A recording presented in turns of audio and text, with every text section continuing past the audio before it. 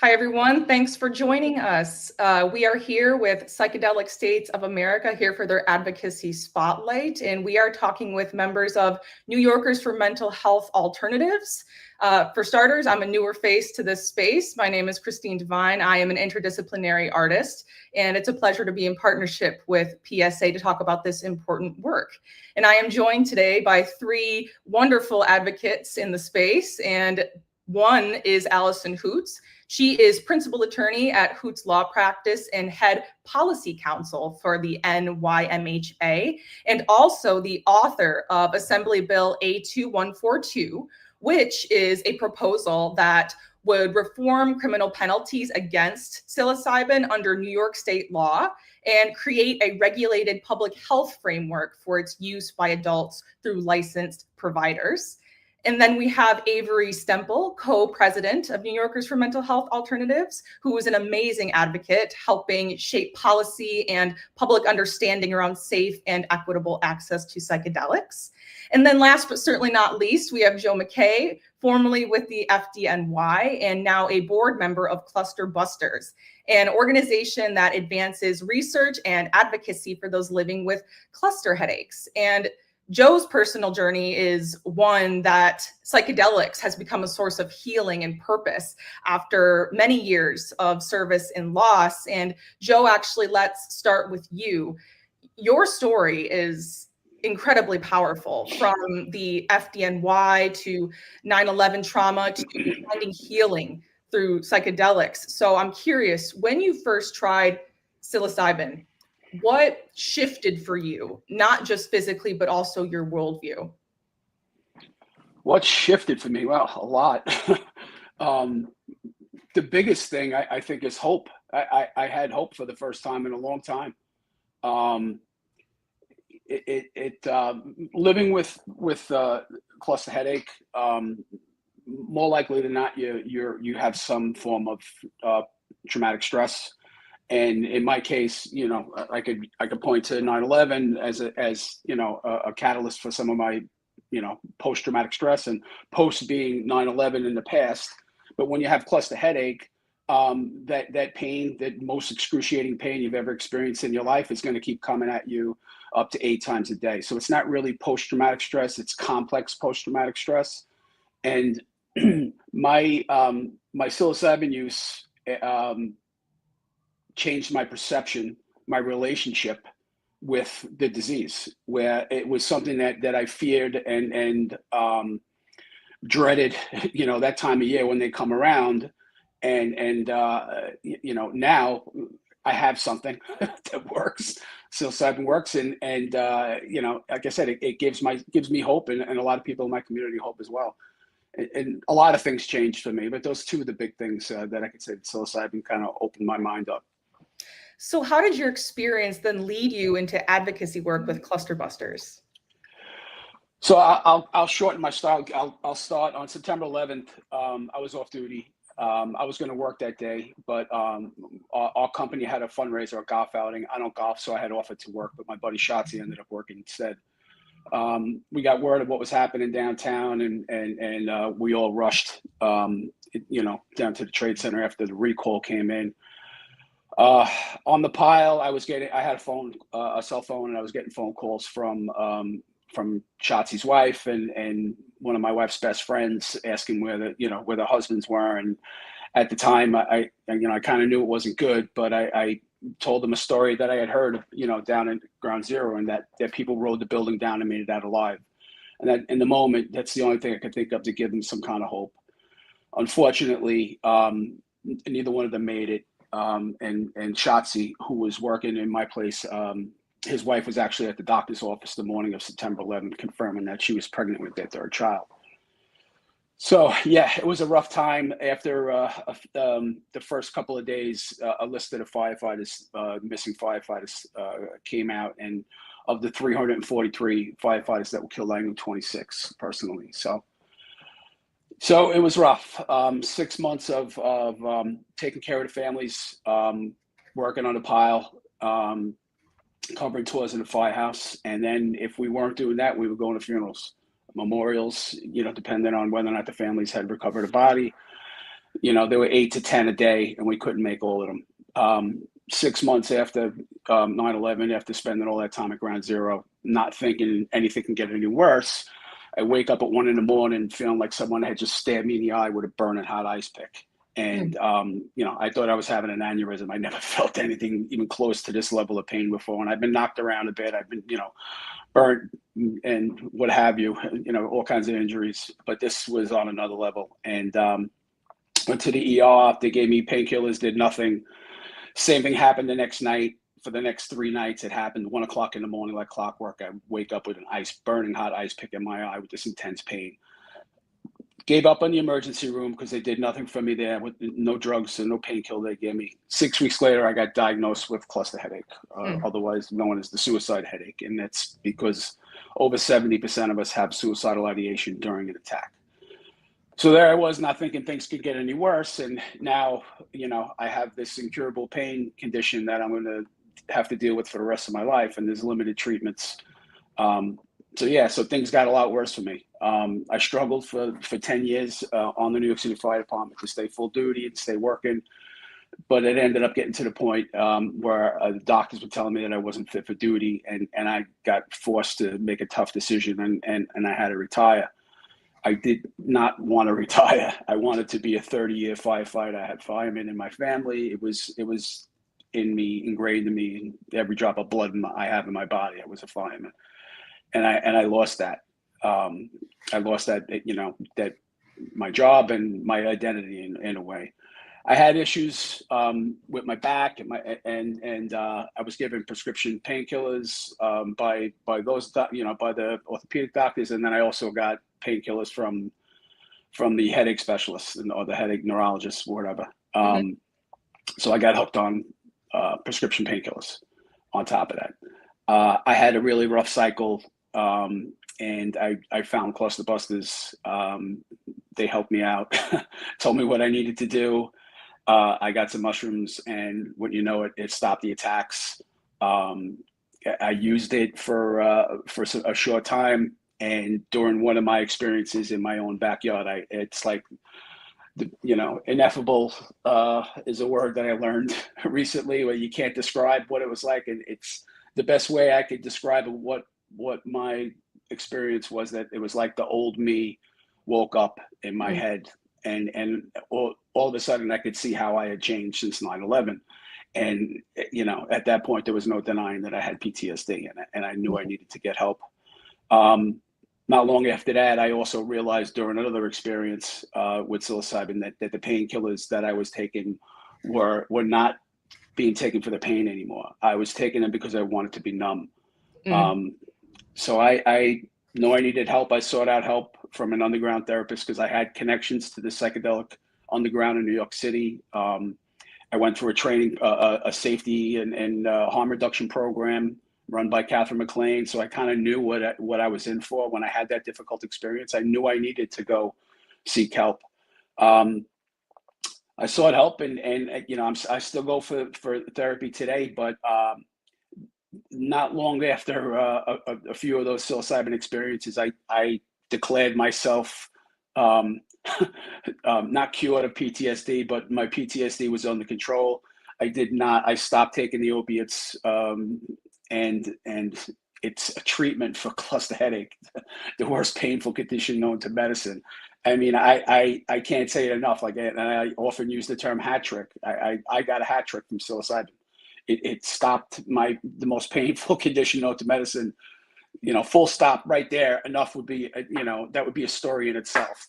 But the PTSD and the addiction are two other aspects I could point to. So I got a hat trick from it, and I'm for the rest of my life, I'll tell my story to try to get help to other people that are hurting, whether it's from addiction, from physical pain, or from PTSD. So that's where I am today. Well, for starters, thank you so much for being vulnerable and finding strength in that vulnerability and sharing your story with others, because Lord knows you're doing amazing work. And Cluster Busters is lucky to have you. And I mean, would you be able to sum it up to say that psilocybin absolutely gave you a pathway back to joy? Oh, absolutely. It's yeah. I once I did the work and with the therapist and I did work with MDMA as well on the ground. I reconnected to my emotions. My emotions were pretty much dampened for a long time. I couldn't really feel. I couldn't feel fully. Like everything was dampened. But now I think I feel love differently now. I feel a lot of these emotions differently now, and I think it's because I kind of got rid of the garbage that I needed to get rid of. I got rid of the things that don't serve me anymore, Well, and that's certainly psilocybin allowed me to get there. exactly. That's took the words out of my mouth. That's exactly what psilocybin does, is makes pathways for healing and getting rid of what doesn't serve you so you can begin that healing journey. Absolutely. Thank you Absolutely. again. So each of you comes to this psilocybin mushroom space from a different angle, whether that be experience, law, education. So what personally drew you to this work? We'll start with Allison, and then what made it impossible to ignore? I would say that with respect to psilocybin containing mushrooms, I was a really hippie aligned kid in college, and I had some really great, beautiful experiences, and I had some really hard experiences. And if I could go back in time, I would probably have wished I had way more information and understanding of set and setting. It just wasn't available, back in the early 2000s. Mm-hmm. But aside from my personal experience, we have seen such a dramatic change in drug policy over the last 5 years with respect to psilocybin. Longer than that with cannabis, we're seeing the push and pull of federalism, where we have the Controlled Substances Act that prohibits use, distribution, pretty much anything with certain substances that are scheduled, except in very narrow circumstances. And yet states are creating legal frameworks like, medical cannabis or recreational cannabis or personal use cannabis. And now we're seeing with psilocybin in Colorado and Oregon and New Mexico and Utah's very narrow program. And so there was some excitement around that, how can we play with that? And in being that I do a lot of work with controlled substances in general, mostly focused on those that create psychedelic experiences, and seeing the way we are standardizing what is safe protocol and what is care in those spaces. It's very easy to think, wow, we could do something that makes sense and meets all, ethical and legal obligations in implementing that. And so that's how I've gotten here. I do a lot of work in this space in a variety of contexts, and so I can see the interest and dedication and the commitment to safety by a lot of individuals and companies. And so I think we are right at the right time to be working on these kinds of programs. Well, happy to have your brain and hippie spirit in the space. Avery, what about you? What drew you to the work and what made it impossible to ignore? Wow.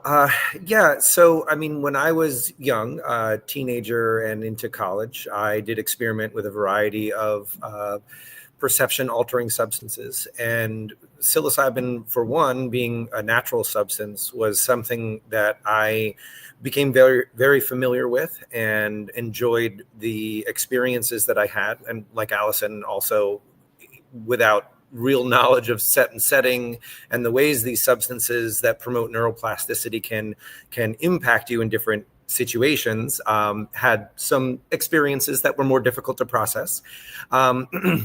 I became an elementary school teacher. I've worked in performing arts.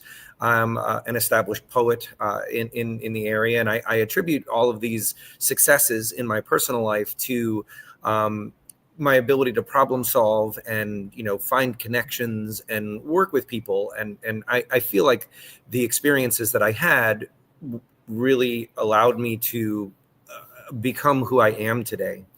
I pivoted my professional life into a full-time culinary mushroom farmer in 2020, and I didn't anticipate the number of people who would be coming in assuming that what we were growing were psychedelic mushrooms. And some people would come in with a, hey, I'm going to a concert. What mushroom should I take? And other people would come in with, my daughter has been taking SSRIs and has unsuccessfully managed her depression for 20 years. And I heard that these substances can actually help. And I don't know where to go or how to get them. To, my father is in hospice care and having real trouble letting go. And I just want to give him something that can help. Can you please help? And I was growing culinary mushrooms at that time. And I was like, unfortunately, there's nothing I can do for you. I know that they've helped me personally. I've listened to so many heart-wrenching stories from people in their attempts to convince me to unlock the secret supply that they assumed I had.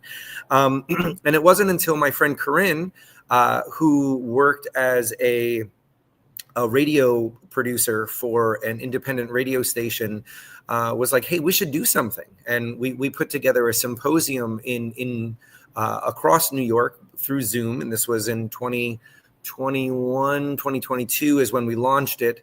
And, we talked to lawmakers, we talked to therapists, we talked to researchers, and people asked how they could get involved. And at that point, there was no advocacy organization in New York that was trying to help people create legal access. There's a lot of societies that help people integrate and help people find underground therapists and do work in that way. But there wasn't anyone trying to wave some flags and really educate people on why it's necessary that we create legal access, because there are so many demographics of people who could benefit from these substances but are not willing to risk legal persecution. And it's really important that we work towards a time when police officers, first responders, and veterans that are currently working their jobs do not have to risk losing their professions because they're trying an alternative to heal their traumas. When people in poorer communities, when Black and brown people who fear police persecution already will be open to having an experience that allows them to connect in a safe way to their communities and healing without risking further legal persecution. So it really has become a true core mission personally to help people no longer be persecuted for their attempts at healing. Well, thank you for your important education work that I believe is absolutely the missing piece of the puzzle on this journey for every state in attempt to figure out how to legalize its usage. So I appreciate your efforts in New York, and I, of course, look forward to following it in the future. Now, Allison, let's talk about the bill for a moment, because it is unusually detailed and comprehensive. And I mean that in the highest regard, from the permit system to screening, education, what have you. So I'm curious, what did you learn both from underground communities and clinical trials that helped shape this model? I definitely don't think I did anything but translate what already exists into something really functional. I always say I'm really grateful I came in when I did, because we had the advantage of learning from Oregon and Colorado as they started to implement their programs to see how they functioned. I've had clients who are facilitator training programs in Oregon, service centers in Oregon, and what's happening in Colorado, it's all rolling out right now. And I was able to see what was really hard. And as a lawyer, one of the things I do is like business formation and employment agreements and like some of the stuff that sounds really boring, but is necessary for any of these things to be functional. And what I saw was, a lot of the difficulties of the program in Oregon, and is obviously part of this great learning experiment. And what I felt we could really capture more of was actual use in the state, because, yes, you can have a particular center where people go and someone has a year of training and it costs them $5,000, $10,000. But my big concern is, some of my clients are people who have been operating in the underground, who are providing maybe risk reduction or harm reduction services to someone consuming a substance. They've been doing this for so long, they don't really see an advantage to paying $5,000, $10,000 and finding a service center to provide these services of facilitating an experience, increasing safety, reducing risk. They're not going to come up. We do not gain from their wisdom that way. We do not gain from their experience. And so I thought, well, how do we capture not just the actual use, which is people microdosing and people maybe sitting communally for spiritual purposes, people who are wanting a therapist support but can't afford a therapist to sit with them for 8 hours, right? That's very expensive. Even though we have an AMA code now, I think it's an AMA code for a psychedelic session, can you imagine the cost of hiring a medical professional? Right. Anyone who's had surgery know how much that can cost. So can we bring both the experience of the underground practitioners, right? I don't think you need to be a clinician to sit with someone in a psychedelic experience. And can we bring in all the people in their current uses and legalize the individual rather than the center and the facilitator? And then giving them the empowered choice to choose, I want to say their own adventure, but choose the appropriate set and setting for them, and also what their intended outcome is, what the intended purpose of this administration is. And so I really thought a lot about where a lot of my work in this space started was the ceremonial space, the religious exercise and the protections afforded to that constitutionally guaranteed right. And how the government looks at what are the issues there, which is basically the health and safety of people consuming these substances, and that these substances are remaining within a licensed system. And that's called diversion, preventing diversion. Can we do that with the individual? And can we really inform them in the same way that I advocate for in these spaces, which is screening for risks and serious contraindications, which can either be a health condition or a substance you're taking, whether it be prescribed or even a supplement.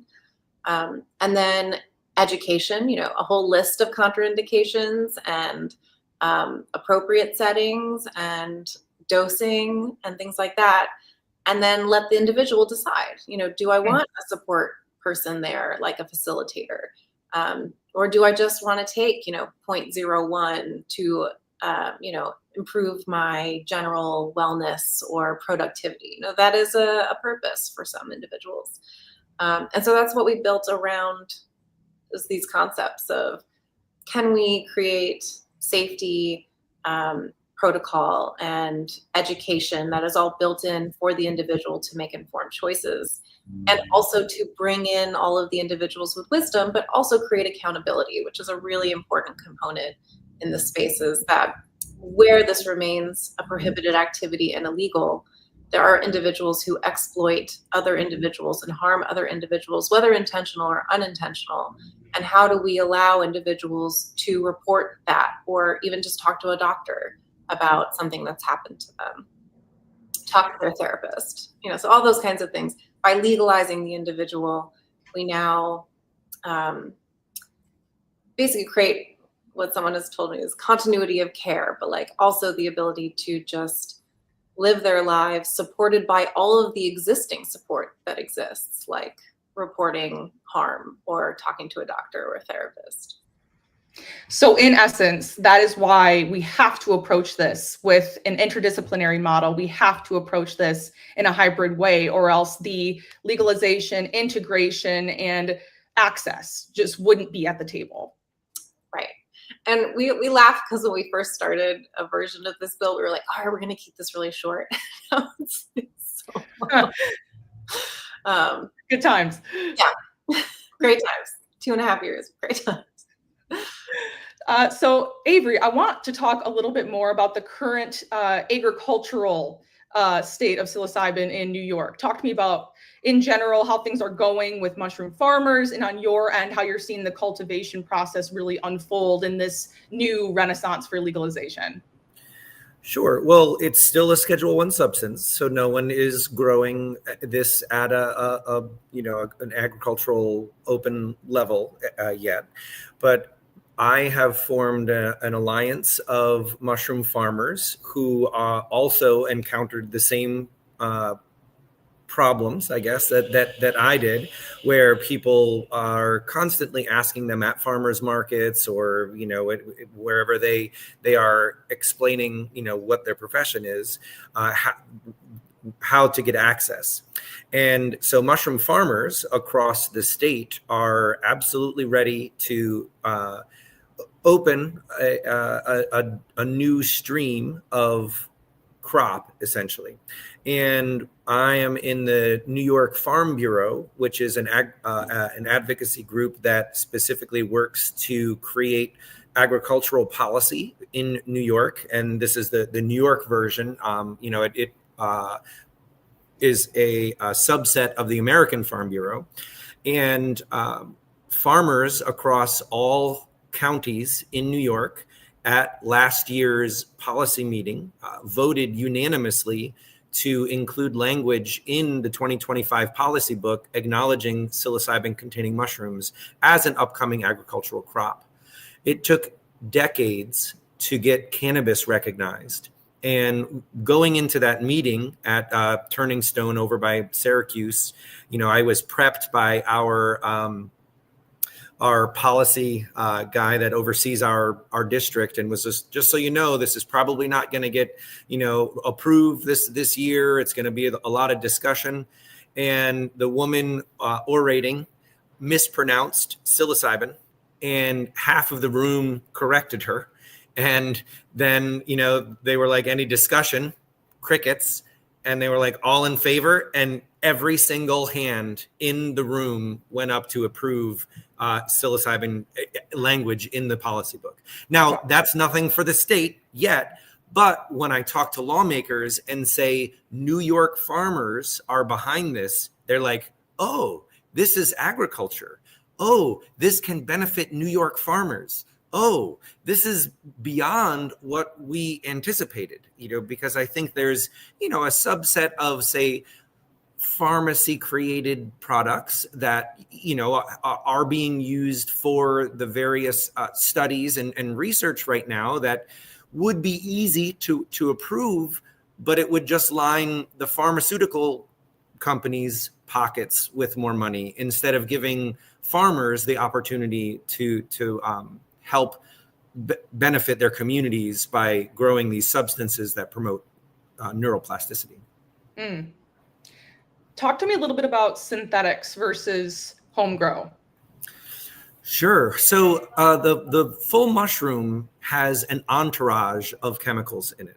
So, I am on the committee for medicinal mushrooms with the North American Mycological Association, and we talk about the impact mushrooms can have on health and well-being constantly. That's what our committee does. And you can extract individual components and you can synthesize and replicate them, but the mushroom itself has evolved with a series of components in them. I mean, psilocybin-containing mushrooms also have baeocystin and psilocin and a few other compounds that aren't necessarily fully researched or evaluated as to what their efficacy is and how they impact a person's experience.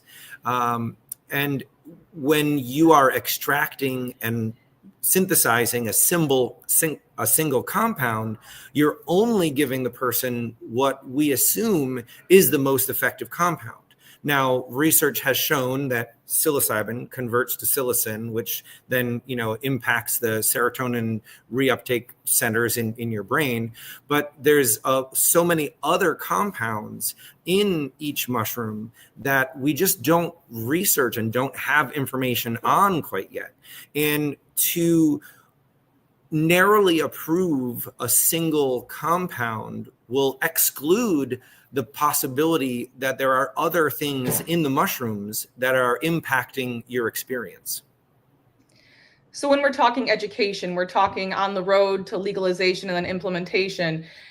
What would you feel is important to articulate as people are trying to understand how the healing process and using it is important, and how using it as a home grow is a better and more holistic solution than a synthetic one? I think that and this is a personal opinion here, is one of the real troubles with our society in whole is our removal from the natural processes around us. We don't understand where our food comes from. We don't understand where our water comes from for the most part. And if we allow people to home grow the substance that helps them change their minds and process their trauma or relieve their pain, they are getting a closer connection to the natural world. And I think that taking a pill is a wonderful thing, and our science has evolved the capacity for those products to hit the market and be effective. But I think it helps remove the individual's experience with nature. And I feel when you take a psilocybin containing mushroom, one of the things that it draws you to is the interconnectivity of everything, and how important that is to be part of the environment and not just be in the environment or interact with the environment or control the environment, which you really can't do. And I feel like if we give the opportunity to individuals to grow these substances that can help impact their health and welfare, that would be a far more important experience than just taking a pill every day. So, Joe, I could see you shaking your head when Avery was talking specifically about home grow and that interconnectedness to nature. Can you speak a little bit more about how you feel it's important in this healing process for those that need it to experience that home grow and to experience the interconnectedness for healing? Well, that was one of the first things I noticed when my first psilocybin experience was that apple tree that was sitting in my backyard all the time. I was underneath it and under the influence of psilocybin, and all of a sudden, talking about relationships, like my relationship with that apple tree changed. I actually saw it.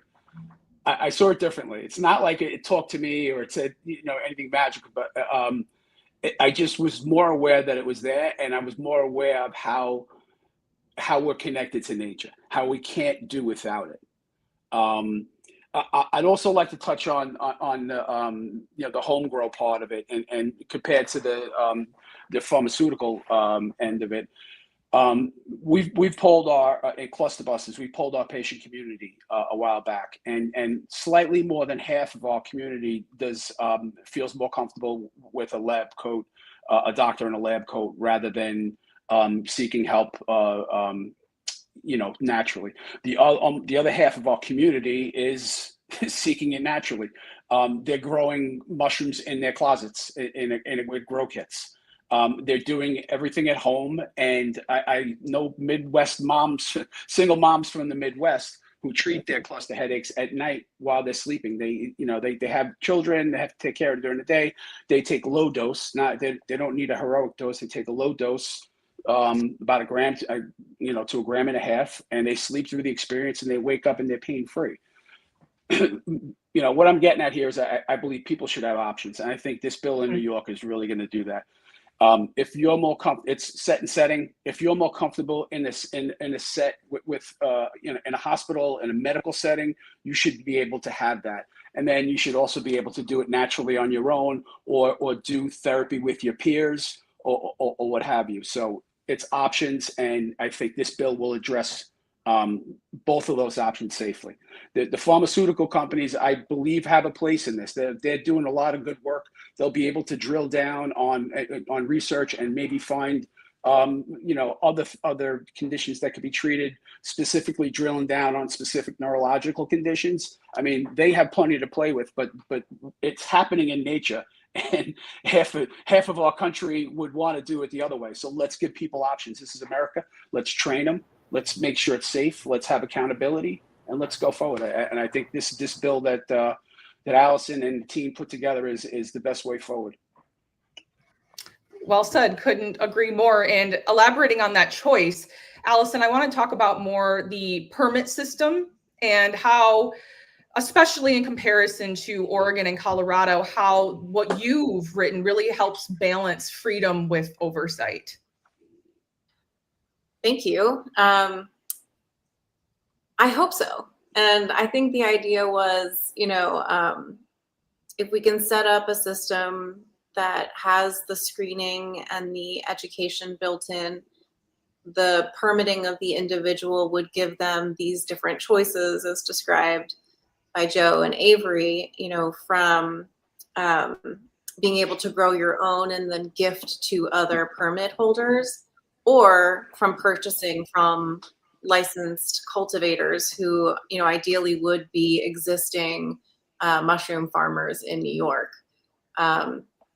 And then having a delivery system to the permit holder. So we tried to knock out as much like headache as possible, like dispensaries, because I know that, zoning and opting out of counties is a real issue for a lot of these regulated frameworks for other substances like cannabis.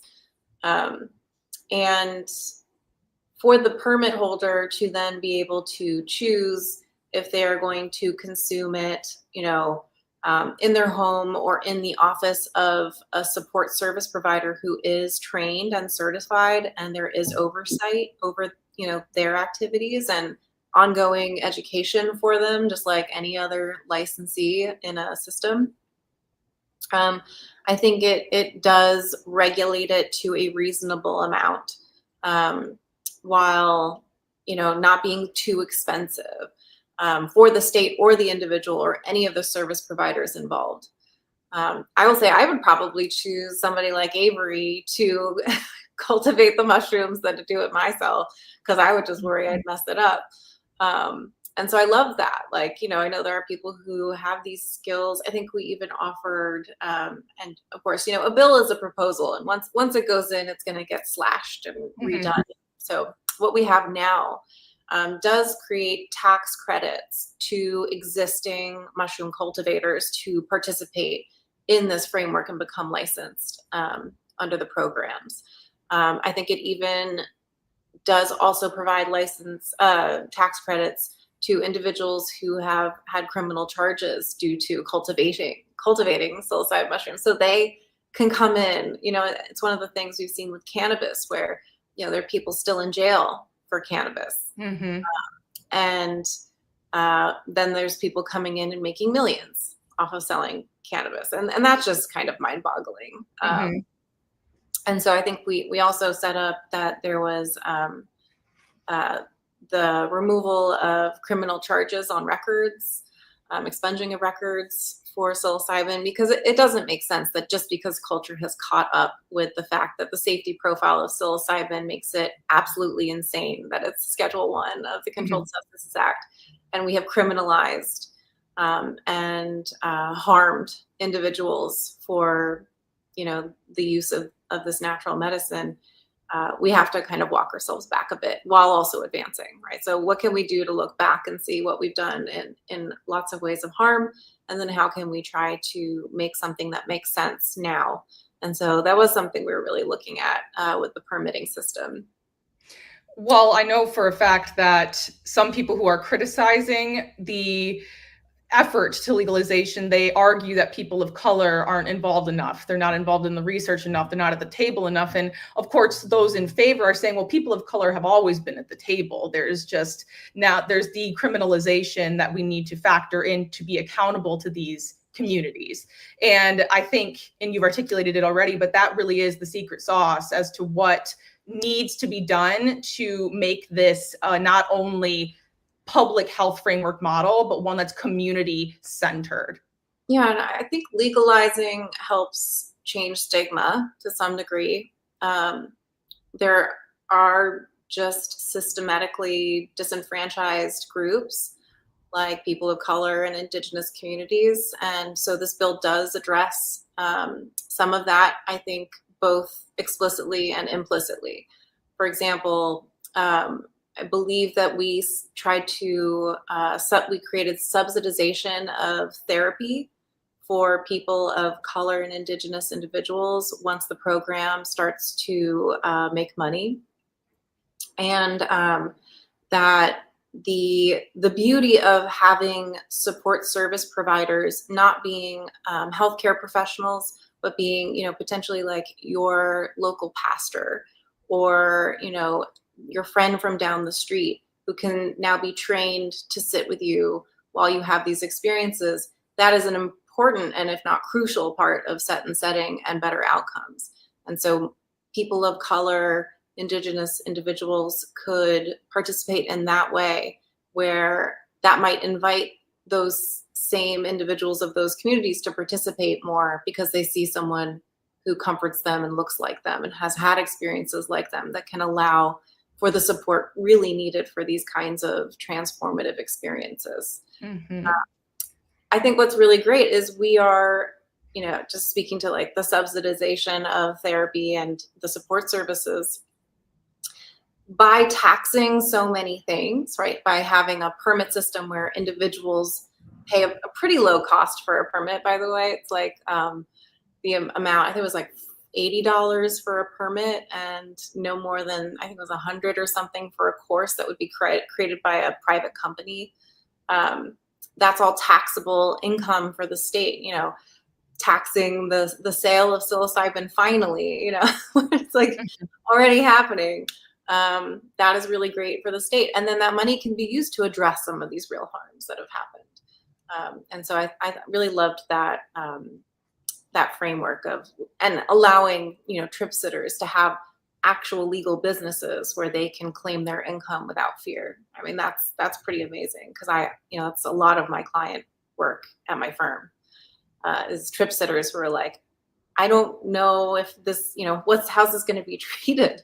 Mm-hmm. I'm like, well, if they're sourcing on their own, this is actually sort of a really interesting point is, I can't write a contract for someone to do something illegal because I'm a lawyer. But if my clients are trip sitters and they're not distributing the substance, but just engaging in harm reduction work, right? Mm-hmm. They're just there to increase safety, decrease risks. That is arguably legal, mm-hmm. but still like gray area. And so this makes it super clear. We now know that this is legal if you have your certification and like mm-hmm. you can have your business and you can get maybe even like a state created insurance, those kinds of things. It would be just really amazing to support the people doing this work already. Mm-hmm. So Avery, actually on the education front, I want to go off of this a little bit. So obviously Allison has done a great job of articulating now and in this bill and how we can work to be accountable to our communities that have bared the brunt of criminalization. But on the education front, it's not, it's an important criticism to note, like, where are people of color in this legalization conversation and in your efforts to educate? So talk to me about what you've done and the work that you've already done to either collaborate or partner with to ensure that our community members who have bared the brunt of criminalization are here. Sure. Well, Pammy Jackson, she is the co-president with me, and she is the one who started Psychedelic Sisterhood, who, focuses on integrating experiences specifically for women. But, she also gathered a high percentage of Black women down in the city. She has since, unfortunately, had to move because of her professional life shifted a little bit, and she's back in Indiana. But I just had a fantastic conversation with her, and she is still 100% interested and dedicated to being included in our advocacy efforts. Sutton King, who is with the Urban Indigenous Collective or Alliance down in Manhattan. We've worked with her. She's spoken at one of our meetings, and I actually have a meeting with her coming up soon. And Ifeateo Harvey, who I think it's the Black Indigenous People of Color Psychedelic Society. I can't remember the entire acronym, unfortunately, right now.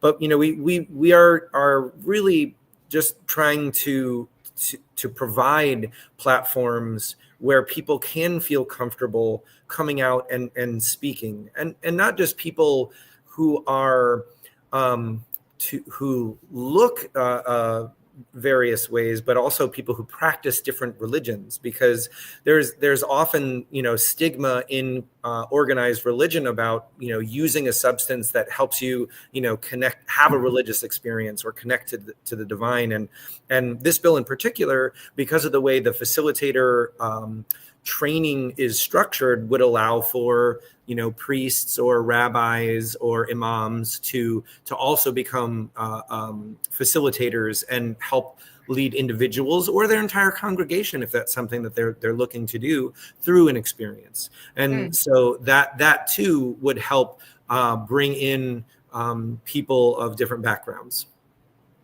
Glad to hear you've done that collaborative work. That's really important.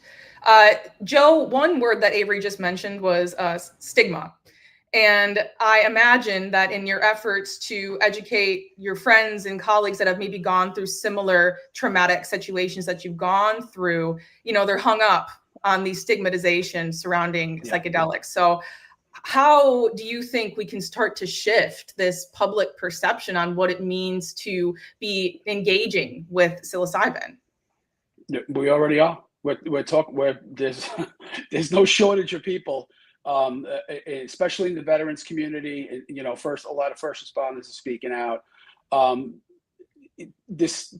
be honest with you, I've come across some stigma, but I believe it might be a little bit overblown because of all the news stories, and the fact that Avery and I and some others that I've advocated with over the past couple of years, when we go in to meet with legislators and we tell them what we're there for, they usually open up and someone will, either a staff or someone will say they had an experience, they know someone that's microdosing, or or what have you. We're still working through that. This is your brain on drugs, BS stuff. But I believe that that's fizzling away. I honestly haven't seen real hard pushback in the 3 years that I'm working now. So I think that the stigma may be a little overblown, but it's definitely there. And people like myself, Avery and Allison, and all these doctors and researchers, and people telling success stories from all walks of life is breaking that stigma now. There's no shortage of people on YouTube or on social media telling success stories of how it's changed their lives. I personally have met hundreds of people, myself included, where I could say that psilocybin changed my life, especially not just in the cluster headache community, but other people that are dealing with serious PTSD and other issues. So it's out there, and it's going to happen. It's just a matter of time. There's no doubt in my mind. Well, that's how we start to heal, is when we start to tell our stories. It's really just as simple as that. So thank you again for always sharing your story so vulnerably. Allison, I have one more question for you in regards to commercialization. So I'm curious, what risks do you maybe see in that? And how do we prevent it from becoming another extricative industry? No, that's a really great question. I do know we have started to think about how to address that. I got some really great information from a few pros in the space about, keeping it to only, state-owned companies, trying to address that more in the language of the bill, who is cultivating. But, you know, because it is intrastate, we do have some benefits, right? That we can anticipate things to stay in New York.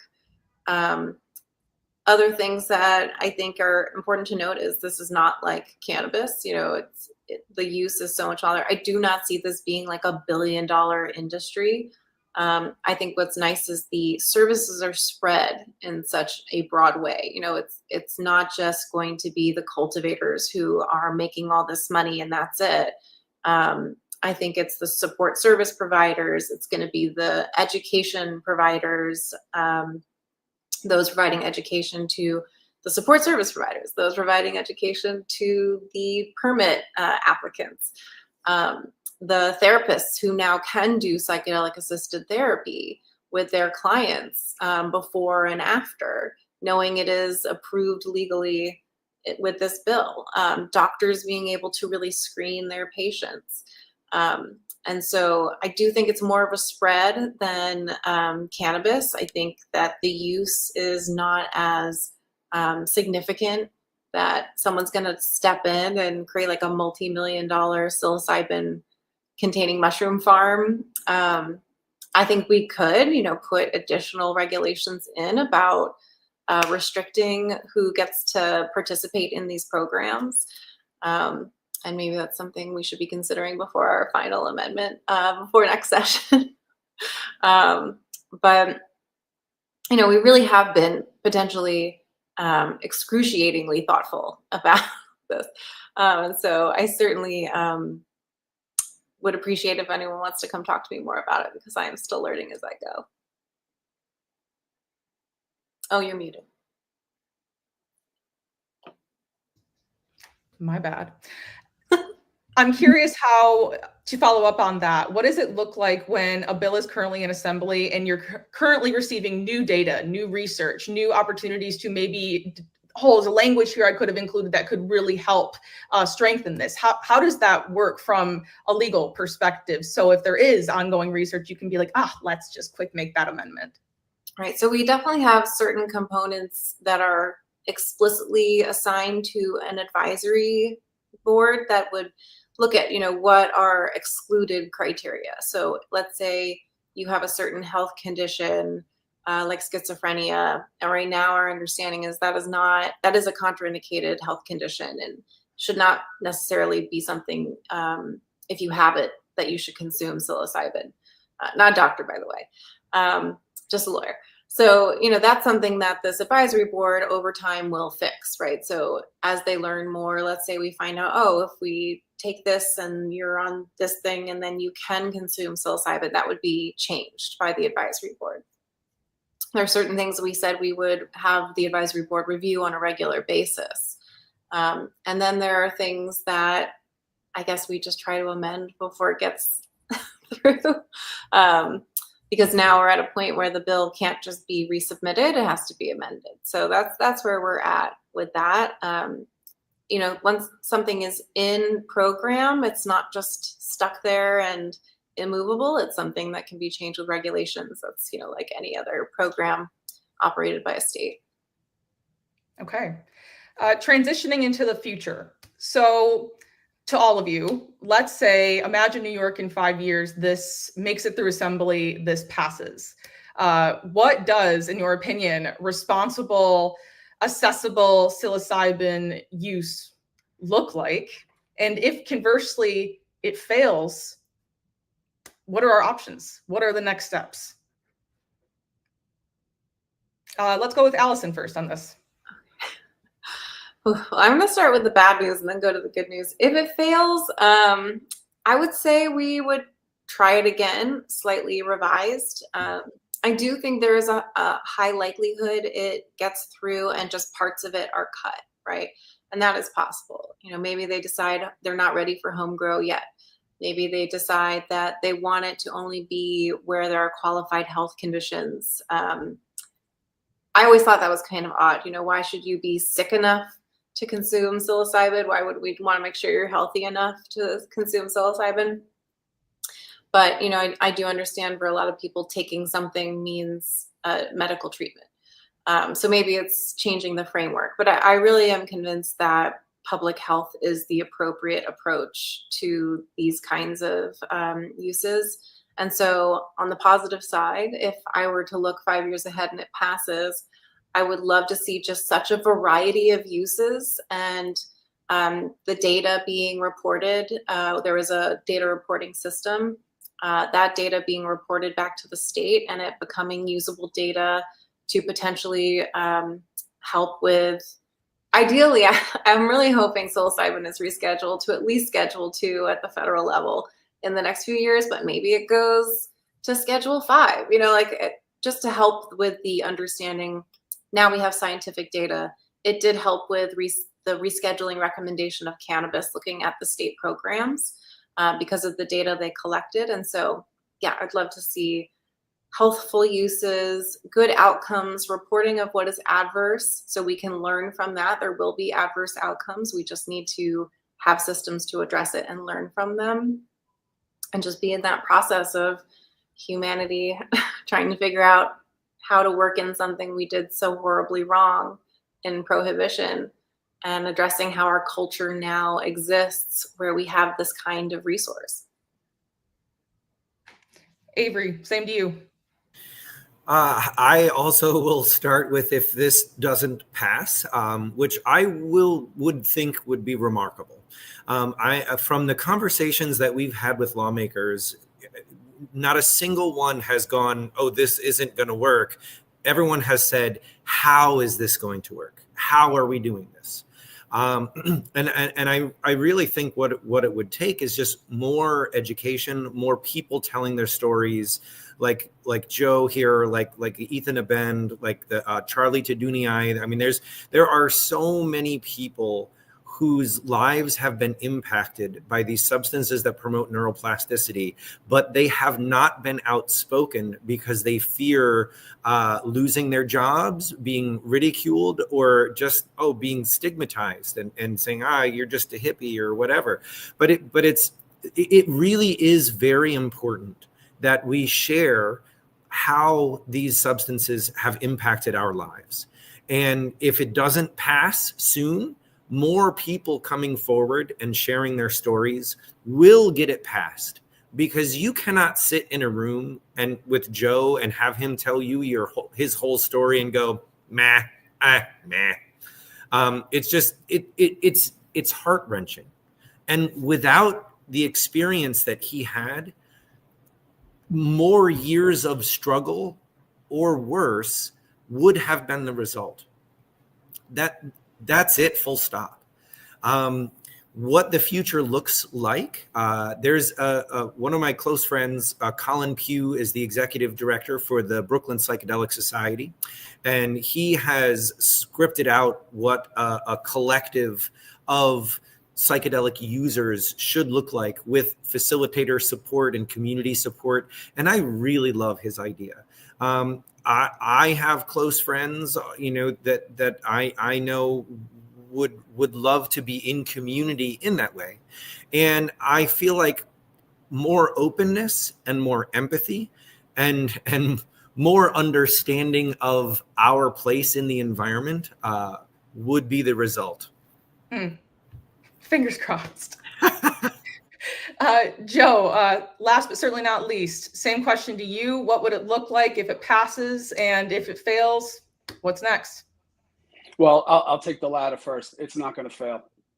There's no way it's going to fail. There's just way too many people that are telling success stories. And I'll dovetail that into some of the people that I've met in my work with Cluster Busters and advocating from young people with traumatic brain injuries that had, incredible healing, professionals, law enforcement people, judges, single moms from the Midwest, like I said, people from all walks of life that have cluster headache or chronic pain are getting help. And a lot of people in our community, the 50% of the people that do use psilocybin to treat their cluster headaches, it's not uncommon to hear, for me, it's psilocybin or suicide. That's the reality of it. And it's like I said, people from all walks of life, not just people from the 60s that would be considered hippies or whatever. I'm talking judges, police officers, politicians, celebrities, single moms, truck drivers, you name it. They're all out there. They're all benefiting. And slowly, the more people that come forward and tell their success stories, the braver these people will become, and there will be no stopping it. It's just a matter of time. I had a conversation recently with one of the attorneys that is on the fight to reschedule psilocybin on the federal level. And she had a great quote, which basically can be summarized in the longer that we delay, the more people suffer. And I think you really can't sum it up better than that. Absolutely.